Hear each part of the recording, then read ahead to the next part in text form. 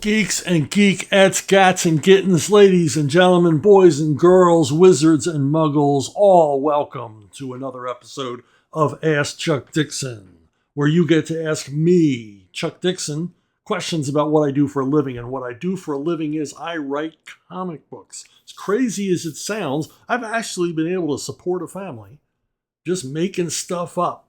Am I the luckiest guy in the world or what? Let's get right to our first question. From GTXXX.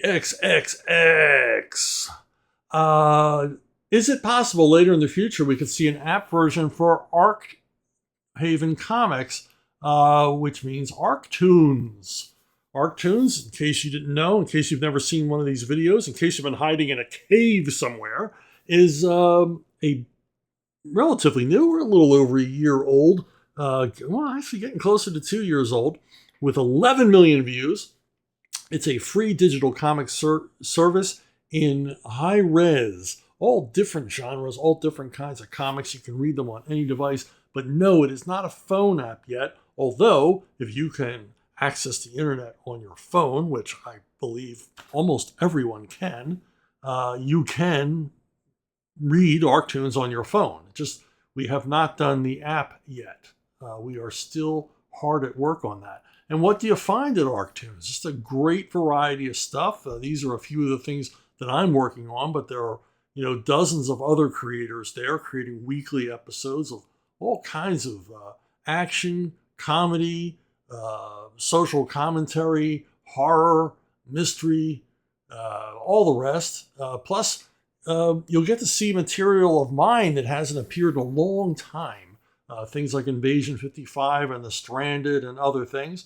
But like I say, action, drama, anything you could possibly want is over there at Arktoons, including superheroes. So check it out. I'll provide a link below, and you can take a peek at what we're doing over there. Some exciting stuff. And as I said, it's free. Doesn't cost you anything to take a look. And I guarantee you're going to find at least one property there that you're going to want to follow weekly. Movie21. I have recently been rereading your phenomenal Nightwing run. Well, thank you. Thank you. Everybody likes to hear they're phenomenal. And I came across one of my favorite moments, the bout between Slade and Grayson in issue 18. In the fight, Nightwing notes that Slade could kill him in seconds. I think he means kill me in seconds. But then Nightwing proceeds to obliterate Slade in their fight. Was Nightwing just selling himself short? No, in that instance, Nightwing was remarking on the fact that Slade was obviously perfectly capable of going lethal and had gone lethal many times in the past. And if you are if you're fighting someone else and your intention is to kill them, it's no holds barred. Nightwing, being a good guy, trained by Batman, is not lethal. He was not going to take any moves against Deathstroke that were fatal. This is the issue in question. So he's hampered in his movements, that he has to reduce Deathstroke by his own set of rules, where Slade he's not fighting by any rules.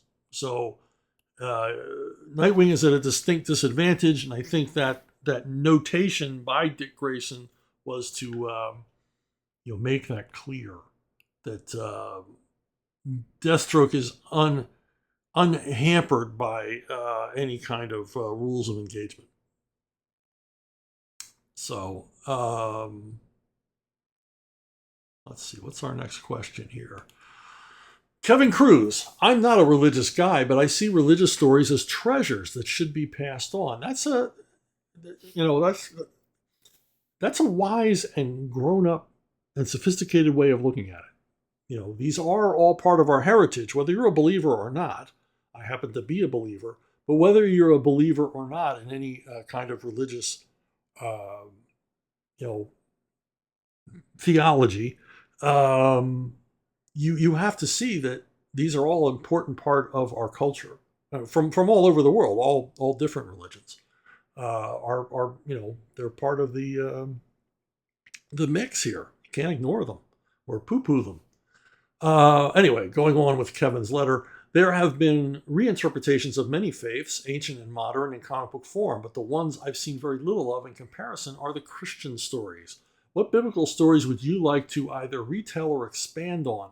I've been thinking about doing a story on the three kings that went to visit baby Jesus, how they met, and how and why will they go and see his birth. That's a great story because we don't know a lot about them. We know their names, we know what they brought. We know they were mysterious men from the East, but what's the mystery? And there's a lot of room to extrapolate there without being in danger of being, going against the text of the Bible, the Word of God, because he didn't tell us a lot about them. So I think we're free to imagine what they might have been like.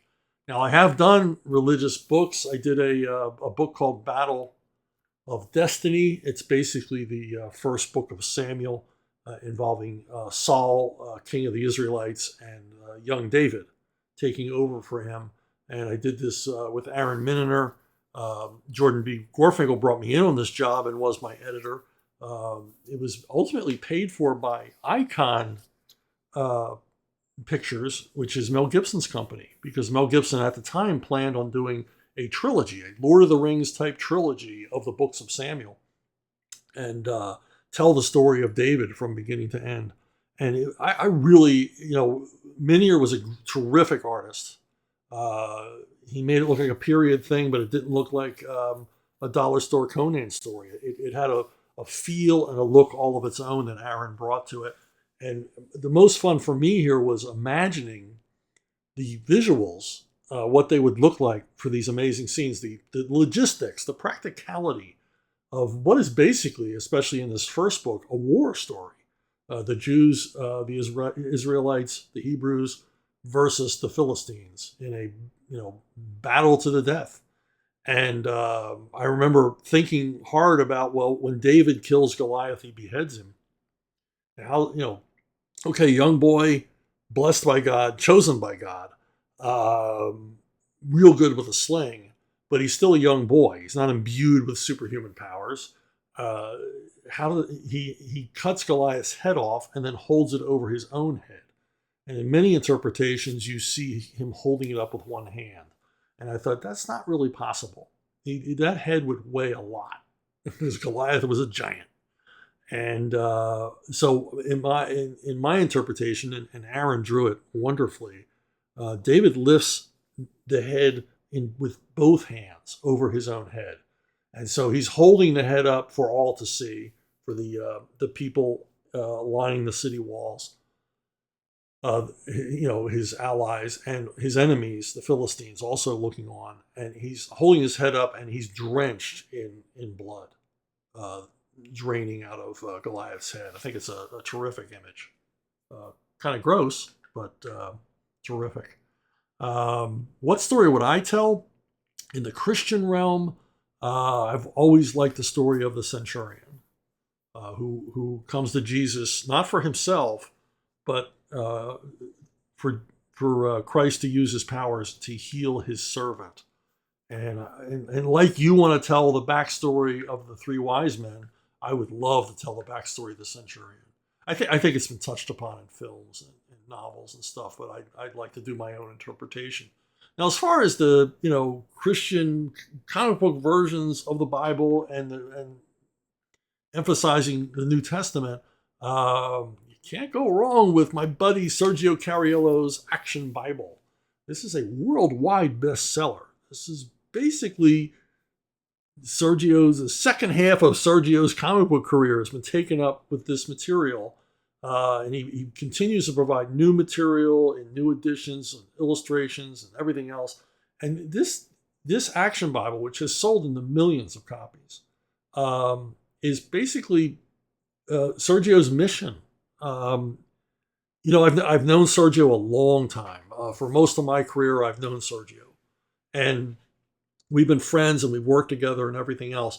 But I have never seen a creator as invigorated by a project as Sergio is about his work on the Action Bible and its related projects. To hear him talk about it in public, and they send him all over the world.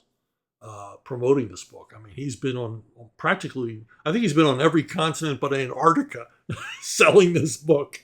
And he's probably scheduled to go there as soon as it thaws out. He's been everywhere over the years, basically bringing this book to people.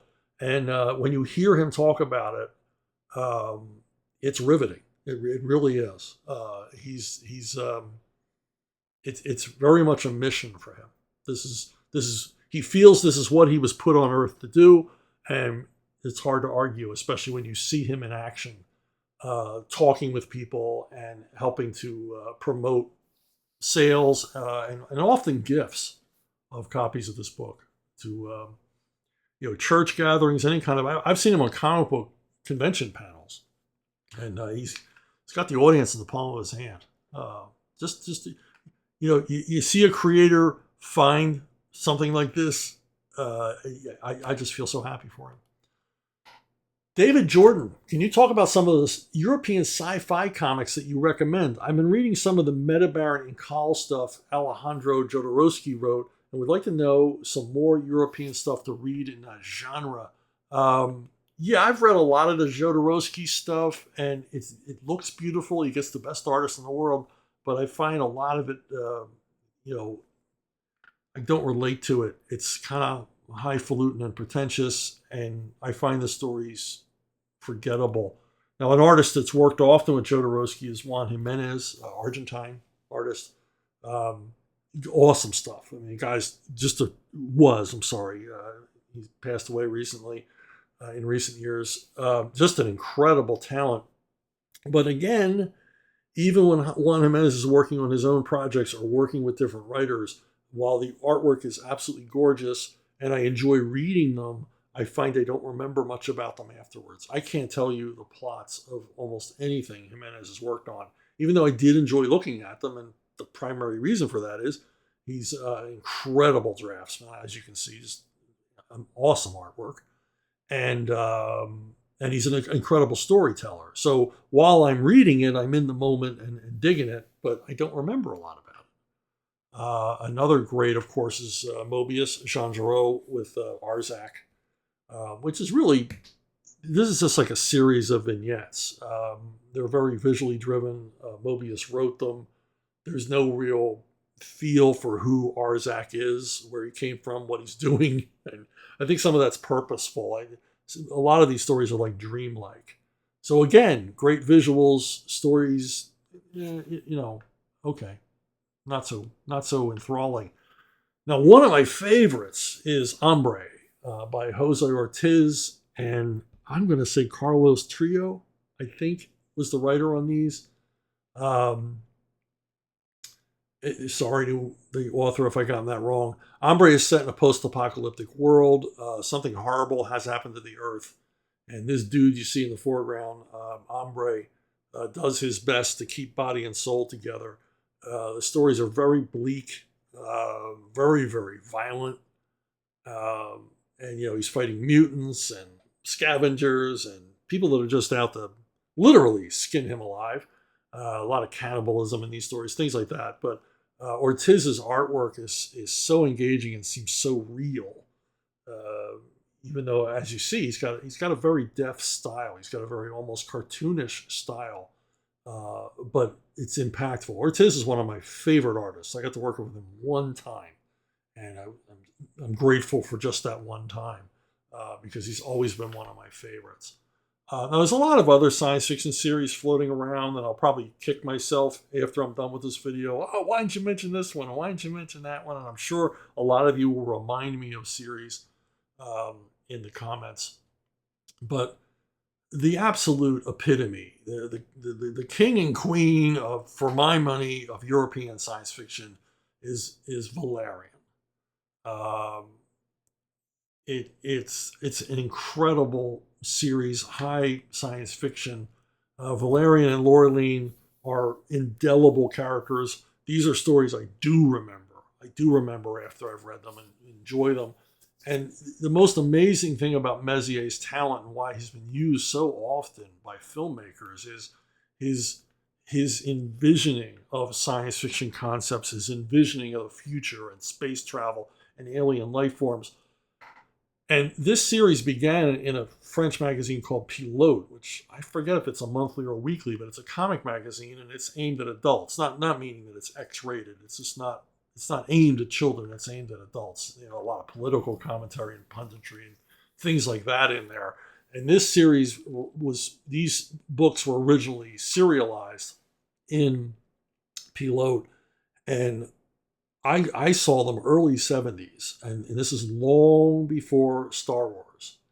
And as you can see, Mézières drew a lived-in future, which is what made the work so amazing, so startling, so innovative, because I'd never seen science fiction like this. All the science fiction I saw predicted the future like everybody was clean, like everybody's clothes just came from the dry cleaners and they fit perfect, and everything looked new and shiny and wonderful and well lit. In Mézières' world and Valerian's world, everything is used up. This is a lot of times these visiting cultures that are in decline. There's grime, there's grunge, there's mud, there's water dripping everywhere.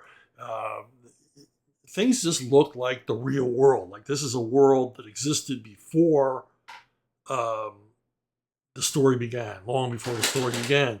And this look obviously heavily influenced Star Wars and Alien, the Alien franchise and things like that. Mézières even did work along with Giraud on the Alien movies, if I am not mistaken. And these are thankfully available in English in excellent translations from Cinebook. You people are going to start to think I work for Cinebook and I get comps or a paycheck. I get nothing from Cinebook. They probably don't even know I exist.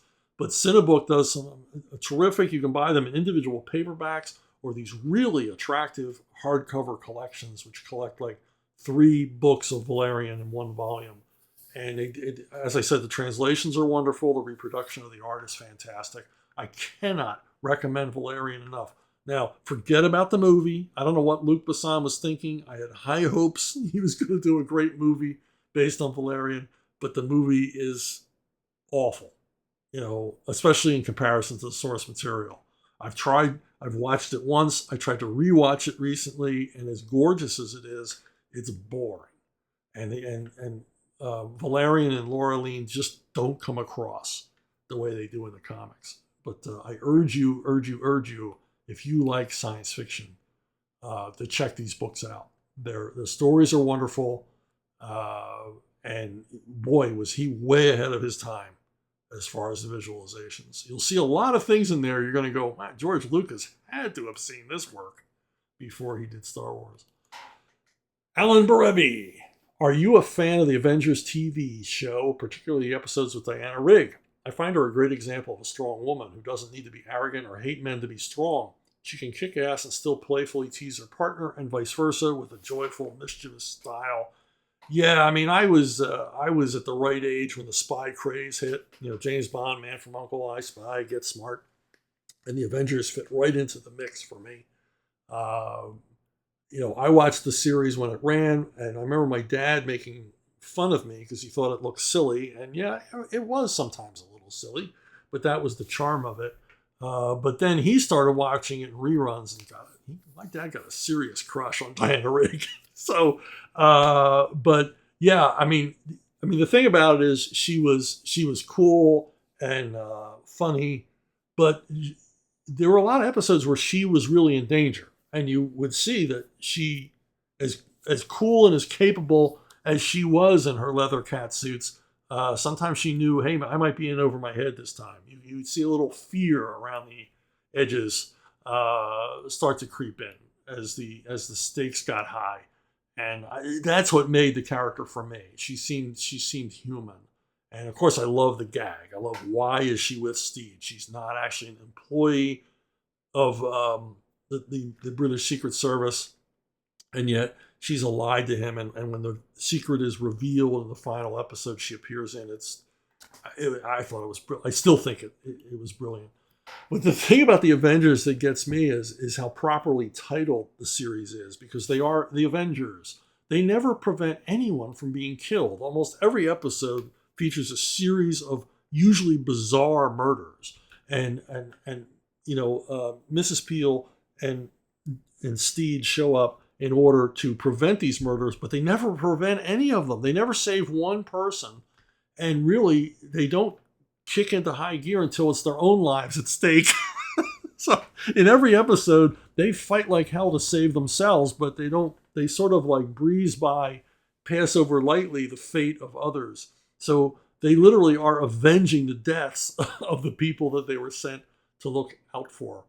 So as spies or as operatives, secret operatives, they were kind of big time failures. But maybe that's the joke. Maybe that's the underlying theme of this series. Okay, Damian Field.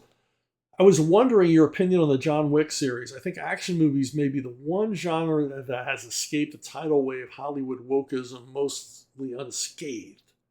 Granted, it is visual spectacle before anything else, but to my mind, that is some of the best fight choreography in a while. Well, it's undeniable that the fight scenes are impressive, even as ludicrous as they sometimes get. They still manage to be somewhat grounded in reality. John Wick, and as far as I can see, is never going this place, has not gone to the superhero, superhuman level of action that so many other franchises have done. It's like, Fast and the Furious movies and Star Trek movies are, for all intents and purposes, superhero movies because the characters do things they could not possibly survive. And while you have to admit that in most of these situations, even someone as good as John Wick would not survive as long as he did, certainly wouldn't survive 4 movies. They still seem grounded in reality, and there's no fakery. Keanu Reeves, that is Keanu Reeves on screen almost all the time. And he is doing incredible things with those weapons. If you're a fan of the series, you've seen the extras, you've seen the videos of him, working out on a target range on a Hogan's Alley. And he really can, reload a Sig Sauer rifle that fast. He really can do the 3-weapon system, changing from one to the other with, Fred Astaire type fluidity. He can really do it. And really impressive is the 3rd movie where Halle Berry became just as good as him with weaponry. And the amazing thing is when you see the footage of him on range with live ammo, he's hitting the targets. He ain't just fooling. He ain't just looking good. He's not just making the sexy moves. He's actually hitting targets. He's actually become very, very good with a variety of weapons. And now, when I first saw the first John Wick movie, I watched it. It was fun. It was a shoot 'em up. I like that kind of stuff. But it kind of left me cold in the end. And I was like, okay, I get it. It's a little bit cartoonish. It's a little bit comic booky.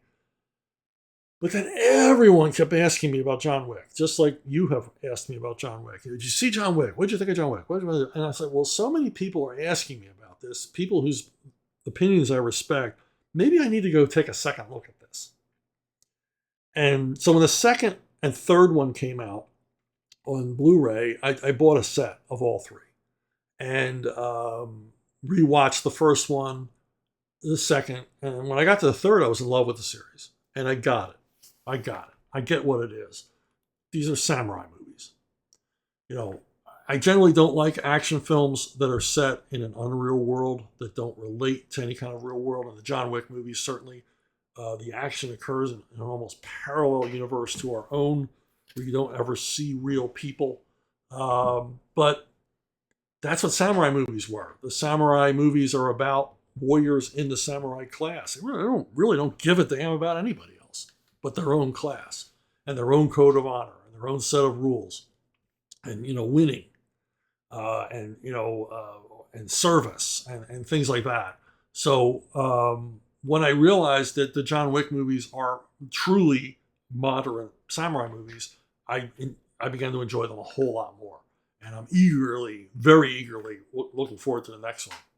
Because in one of the trailers, I saw them using bows and arrows. That's going to be fun.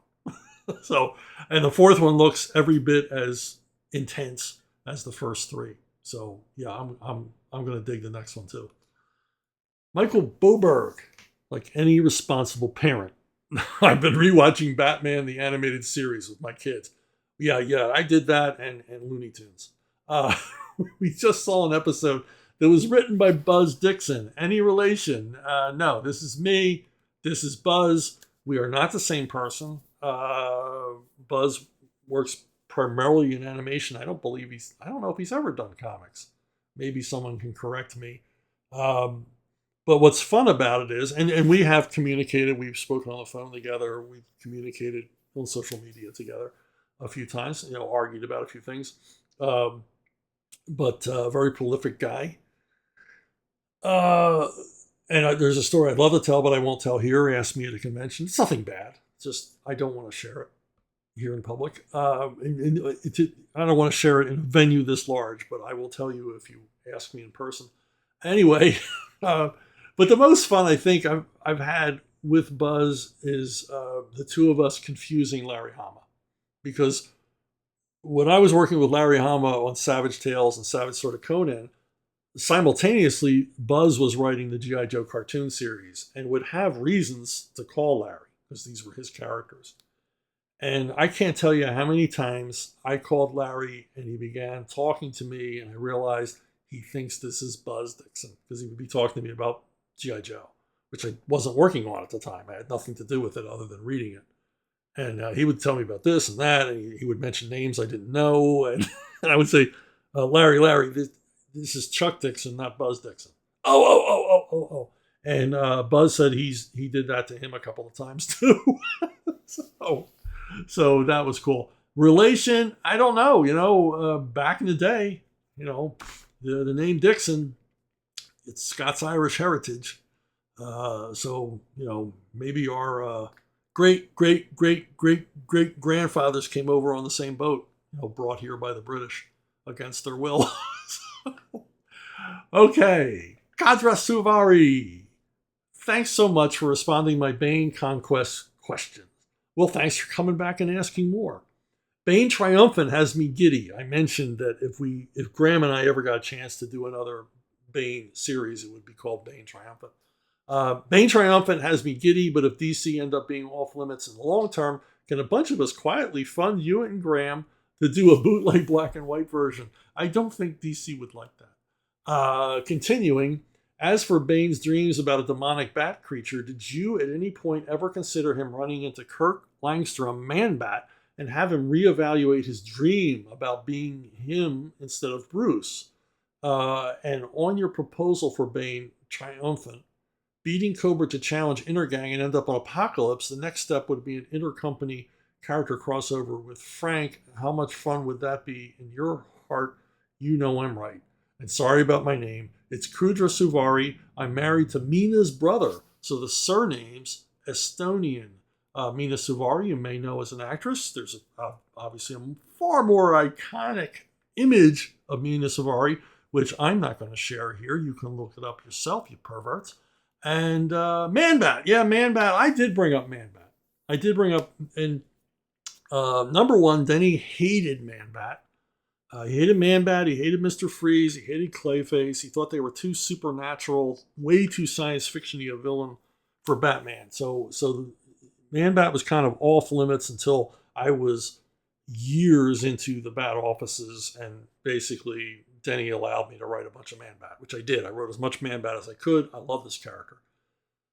And I did mention, what if we had a little side thing where, Bane sees Man-Bat and thinks this is the creature of my dreams, and then realizes that his mistake. And Denny said, no, it'll divert us from our core story. He was right. And two, I hate Man-Bat. So he was the group editor. He was the man in charge. He was Batman. And so I was like, okay, I bow to your judgment. I'm regret now that I never had Bane run into Man-Bat. That would have been something very, very interesting. As far as the rest of your questions, which I now forget, you had another question here. Yeah, the bootleg version, that ain't happening. And yeah, it looks like I covered everything. But yeah, I'd love to get back to Bane someday. I don't see it happening, but who knows? Who knows? I'm just happy he's still around. I know they killed him, but apparently they're bringing him back. Big surprise. So yeah, and maybe eventually Graham and I will get to do Bane duking it out with Darkseid. How awesome would that be? Ace Mivik. In prior episodes, you mentioned how First Comics had the most fair creator-owned contracts and that you base your standards of contracts off of it. Care to elaborate on what their contract was? It wasn't First Comics. It was Eclipse Comics. First Comics had the worst contract you could possibly imagine. You were lucky if you still had your pants on when you got into a contract with First. They ended up owning everything, and because of their Bialystok and Bloom approach to finances, I think as I said before, a bunch of lawyers ended up owning like 600% of the company, and everything's all tied up in legal hell. Which I have no interest in revisiting any of the things I did with First. Eclipse Comics was the place for creator-owned work. They created a model that Epic would later use, that other principled independent publishers would use. IDW uses their basically the creator-owned contract formulated at Eclipse, and this is all thanks to Dean Mulaney and I imagine his brother Jan. Dean wanted to treat comic book creators with fairness. He was a staunch defender of creators' rights. He went to bat for a lot of Golden Age creators who he felt were being abused, and offering legal help and all kinds of other support, to help publicize their plight. And he created a contract that basically guaranteed, it was like a bill of rights for the creator. It wasn't a bill of rights for the publisher. It guaranteed the rights of the creator so that you had termination clauses. You could get out of your contract for any reason. Your contract stipulated that 5 years after the final publication of whatever it is you created for them, your last issue of, Captain Potato Salad, 5 years after that was published, the rights reverted to you without question. He put in a number of other things, guarantees about ancillary rights. I mean, Eclipse, obviously, because they were putting the money up, they would share in any film or TV rights, but that became an industry standard, that they would basically be your partner if you sold it to TV, games, toys, whatever, for the length of the contract. Now, once the contract had, sunsetted, once those 5 years were up, all of those rights reverted to you. So if you made Captain Potato Salad, the movie, in year 6, all that money was yours. Eclipse, made no claim for it. The other terrific thing that Dean did was he even looked out for creators when it came to licensed material. And so when I did work on The Hobbit, which Dean hired me to do, to adapt J.R.R. Tolkien's The Hobbit, he wrote a contract saying that no matter what happened, I was entitled to X percentage of retail price, not net, the actual retail price of whatever books were sold, and retail, not wholesale. And and it didn't matter if Eclipse went under, if there was nuclear war, if aliens invaded from outer space, whoever published this, whoever got the rights to publish this, owed me a percentage of the cover price of every issue ordered. Every issue that went to bookstores or whatever. And I was guaranteed this in perpetuity. That means forever, folks. Who else has a contract like that? And because of that, I see money from The Hobbit to this day because of Dean. And the wording in that contract, the ironclad wording in that contract, that my contract had to be honored by any publisher who picked this work up.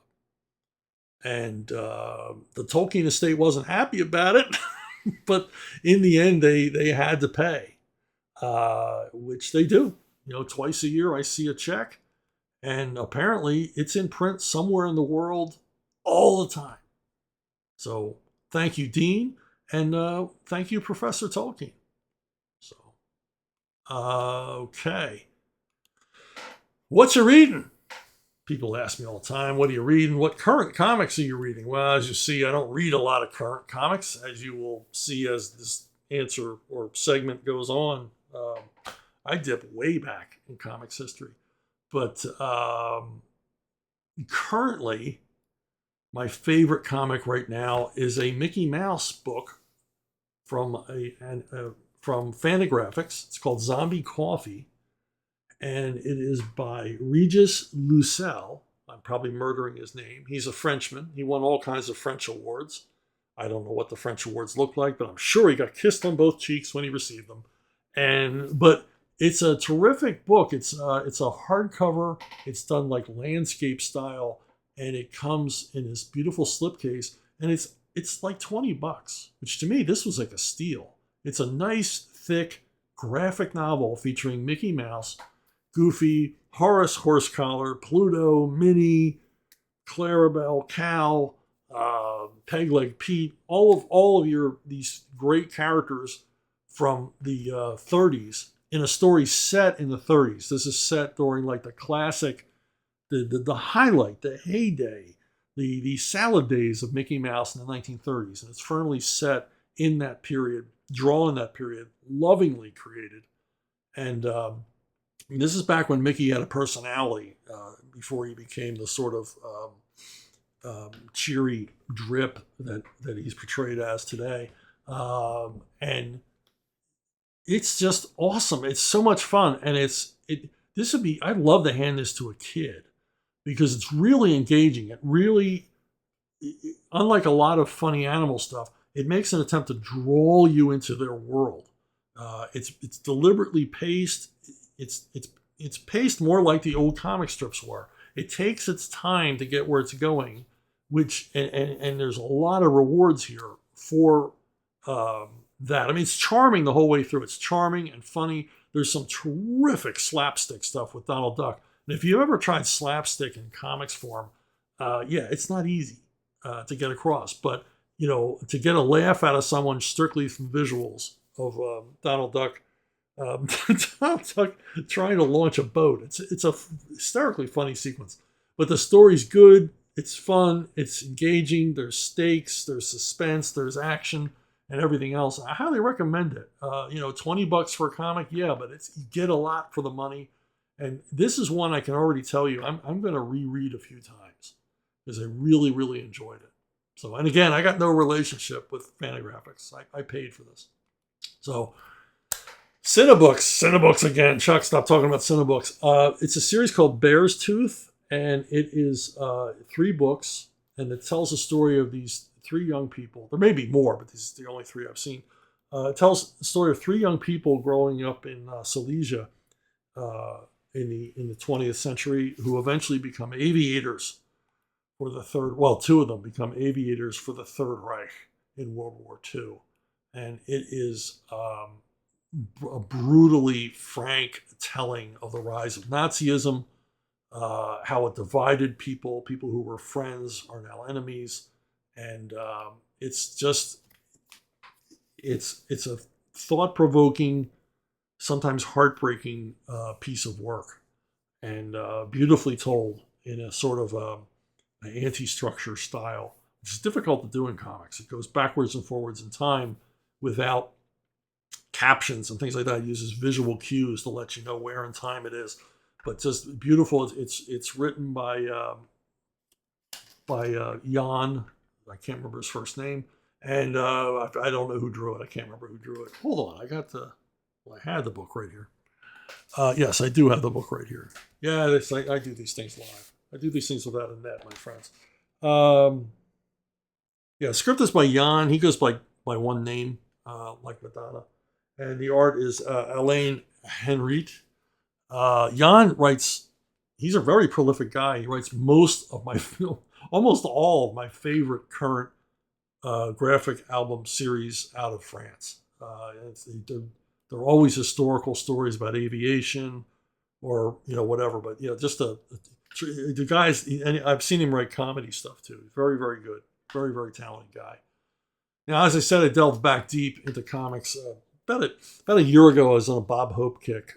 I read his biography, and big thick biography, and I watched a bunch of his movies. I've always watched his movies, but I've like binged a whole bunch of Bob Hope movies. And then I thought, well, I want to check out those Bob Hope comics. I remember them when I was a kid. So I sort of hopped back in, went on eBay, found some affordable Hope books, and bought a couple of dozen of them. And kind of, I got them, put them in a pile. You set stuff aside. I'm going to read that this weekend, and I never did. So, but I'm reading them now, and they're fun. They're fun. The big attraction for me is the artwork of Owen Fitzgerald. Owen Fitzgerald was a longtime Dennis the Menace comic book artist, very prolific guy. And here he finds a great home. He did a lot of these Bob Hope comics for years. He was the artist, and they're written by Cal Howard, who I looked up, and apparently Cal Howard specialized in this kind of comic. He wrote the Bob Hope comics for a very long time. He wrote a lot of these. He wrote the Dean Martin and Jerry Lewis comic for DC, as well as the Sergeant Bilko comics for DC. So this was kind of his thing, capturing the voice of these comic actors, which he does perfectly. He also did a lot of Disney stuff as well for Dell and Gold Key. But the majority of his work, the bulk of his work, are these, celebrity-based comics for DC. And he does a great job. Each of the books is one story, and it's very much a Bob Hope movie. It's Bob Hope's movie persona, the womanizing, cowardly braggart, and they're a bit formulaic. He's always meets a girl he falls in love with, and she generally is involved in some dangerous profession. She's a rodeo rider or a scuba diver or, whatever. And he pretends that he can do that too. Like he's an expert. So he sort of fakes his way into her life and, of course, faces, thrills and danger and adventure all along the way. But what's remarkable about these is how they, Cal Howard captures Hope's shtick perfectly. The dialogue is like right out of the movies. Hope talked in like a 40s hipster banter or pattern, and his jokes reflected that. A lot of wordplay, a lot of Air Force jokes, jokes that could be construed as risque, but you could get away with saying, oh no, it was an innocent remark. Double entendres, things like that. Nothing too heavy for a comic book, but he just perfectly captures. You can hear Hope saying these lines, which is a terrific compliment to him, I suppose. But then again, I also wonder, because Bob Hope had a huge staff of writers, I wonder if at some point they oversaw some of these and maybe punched these scripts up a little bit. Maybe I'm being unfair to Cal Howard, but knowing Hope from reading his biography and how much control he had over the quality of anything he was associated with, I'll just bet you he had some intern writer look these over as the scripts came in and punched them up, suggest gags. Hope, for people that don't remember Bob Hope or just heard his name or not familiar, this guy was an entertainment phenomenon. He was huge on radio, huge on TV. Best-selling books. I think he had a newspaper column for a while. Just an enormously popular celebrity. Often number one box office movie star. All the rest of it. He was in every area of entertainment you can possibly imagine. So no surprise that he was willing to rake in a few shekels from a comic book series. But to emphasize how involved he was in writing his own material and the quality of his own material, Bob Hope did a lot of USO shows entertaining troops in World War II, Korea, Vietnam, often at the risk of his life. Bob Hope didn't do his shows from way back in the rear. He often brought his shows right up to, within artillery range of the enemy. And it was an incident where his plane was almost shot down over Vietnam. They experienced a lot of anti-aircraft fire, and I think a couple of engines went out, and everybody was terrified and horrified and screaming and yelling. They thought they were going to die. And as soon as everything got quiet again, when the explosion stopped, Bob Hope went right back to saying, gathering the writers to go over a skit that he was going to do at the next show, because he felt that some of the lines needed work. So that's what a trooper this guy was. But yeah, these were a lot of fun. If you ever find some of these like reader copies cheap at a convention, or pick them up on eBay, and you love the comic book medium, they're worth checking a few out. It's a shame that this work belonged. I looked into this, and these comics no longer belong to DC. They belong to Bob Hope's estate. They are property of Bob Hope, and I wish someone would talk to the Bob Hope estate and print a Bob Hope comic book omnibus. I know I'd buy a copy. I don't know how many other people would, but I would love to see that, or at least see them appear digitally somewhere so people could enjoy them. Hey, if you want to contact me, if you got questions, suggestions, whatever, you contact me at brunobookstore@gmail.com. brunobookstore@gmail.com. It's the best way to reach me. And I check this email all the time. You can ask questions in the comment section below. You can ask me questions on Facebook or Twitter. Chances are I might miss them, but I'm never going to miss your question or your comment or picture of your doggy or kitty if you send it to brunobookstore@gmail.com. And while I got you, have you checked out my novels? Levon Cade novels. I've written a bunch of them. I am hard at work on the 12th Levon novel called Levon Scourge, and their action adventure. They scratch my Frank Castle itch, and they're vigilante justice stuff. Sometimes globe spanning action and adventure, real shoot 'em ups with a grounded, tough guy hero, and he's got people he cares about. He's got daughters. He's got family that he has to look out for. But the guy just cannot stay out of the way of trouble. And the only way he escapes it generally is to shoot his way out. So these are available in paperback. They're available in Kindle ebooks. They're also, almost all of them are available for listening on Audible. So you might want to check it out. The guy reading them does a really great job. I can't remember his name, but he does a great job. I'm having a hard time with names today, friends. I am very sorry. So anyway, that's it. I want to thank you for watching. I want to thank you for listening. And thank you for subscribing. Thanks for spreading the word and everything else. And you know it.